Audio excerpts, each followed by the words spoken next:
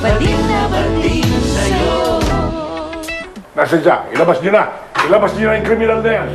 Henry, ano naman kaguluhan ito? Alam ko na si Tonet, si Tonya. Kaya, ilabas niyo na, huwag niyo na itago. May pananagutan siya sa batas. Ma? Mama! Ma! O bakit? Si Tonet! Oh, nasaan siya?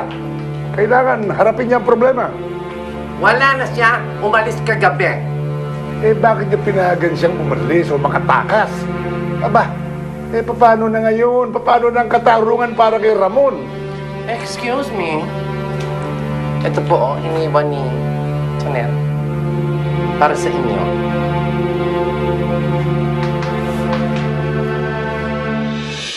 Alam kong masama pa rin ang loob mo sa akin at hindi naman kita masisisi. Mali na hindi ko ipinagtapat sa iyo ang tunay kong pagkatao. Mali na hinayaan ko ang sarili ko na mahulog sa iyo. At lalong mali na pumayag ako makipagrelasyon sa iyo. Pero kahit na mali, gusto kong malaman mo na ang panahon na kasama kita ay ang pinakamasayang panahon ng buhay ko.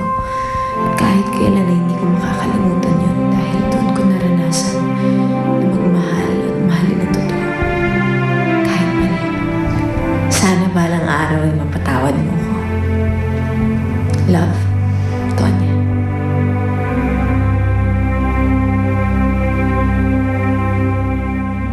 Kasalanan mo to!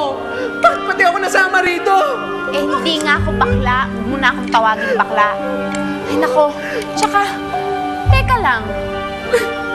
Ikaw ang nagsumbong, no? Ay, malay ko ba na pati ako dadakipin nila, no? Ikaw lang may kasalanan. Bakit pati ako? Ano bang kasalanan mo sa kanila? Eh, akala nga kasi nila ako yung pumatay dun sa girlfriend ng Sunny Boy. Pati nga si Kenneth ang akala niya. Yung si Ramon, akala niya ako yung bumangga dun kay Ramon, yung kuya niya. Ang dami mo naman kasi pinangga. Ang dami mo pinangga. Hindi naman nakakatulong yung pag-hysterical mo dyan, no? Kasi naman ba't ako kasama? Ikaw ba si Tonet, ang pamangkin ni Sarcy? Oh, sino ka? Ako si Chong. Yung jowa ni Ate? Oo, Ikaw yun? kaya ako pumunta dito para tulungan kayo. Ay, ito. Ay, tayo. Ang pogi na. Akala ko naman ang sama niya. Dali! Ay, Chong yan. Pero, mabad ka. Hindi ko Doña Estrella, Tayo kayo dyan! Si Sunny Boy, yan yun. sa wakas nagkaharap din tayo. Ang babae pumatay sa girlfriend ko. Okay, handaan mo na yung mga yan. Paano itong isa? Ako wala. Hindi ako kasama rito. Gusto ko Eh, total, nandyan na rin yan. Hindi sama mo na. Kami tayo dali! Aray, I remember nung mga bata pa tayo. Pag may problema, mag-uusap lang tayo. Maglalaro. And everything will be alright. Pero hindi na ganun kasimple ngayon. Hindi tayo mga bata. Bakit naman hindi? Of course, we can just forget about all the bad things that happened and start over. Right? Hi. I'm Nikki. You are? Nikki, It's not working, is it? You still miss her, don't you? So I guess you do love her. ano naman ngayon? Wala na siya. Kenneth, if you really love her, bakit hindi mo na lang siya hanapin? Ano siya mamahalin? Kung wala kang tiwala sa kanya. Wala na bang way para mabalik yun? Vodka! Yahoo! Vodka, nasan ka ba?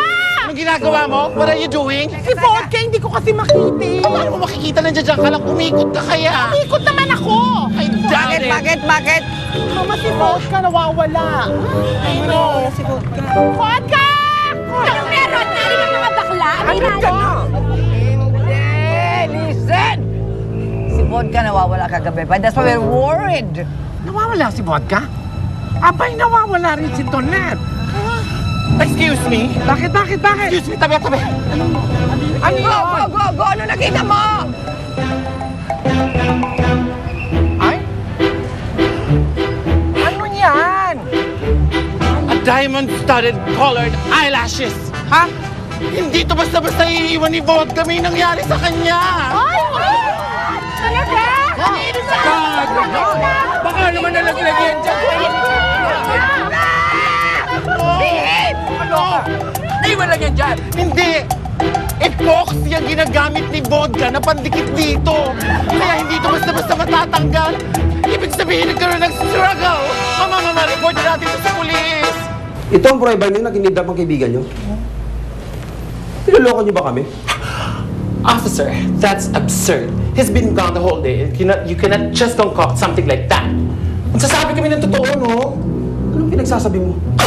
Sir, hindi siya nakakaintindi ng Ingles. Ang sinasabi niya, kaya nagkaroon ng ganyang klaseng ebidensya dahil maaaring nagkaroon ng struggle, some sort of a struggle.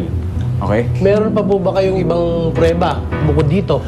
She's been missing the whole day, officer. At walang nakakaalam kung nasaan siya. Kagaya nga po ng sinabi ko sa inyo, kung wala kayong prueba na may masamang nangyari sa kaibigan ninyo, kailangan natin maghintay ng 24 oras bago natin i-declare na missing siya. At yun ang batas. Sige po, magpapaalam na po kami. Pero, officer, Goodbye. edi goodbye, pure na. Ano? Ano ka dyan?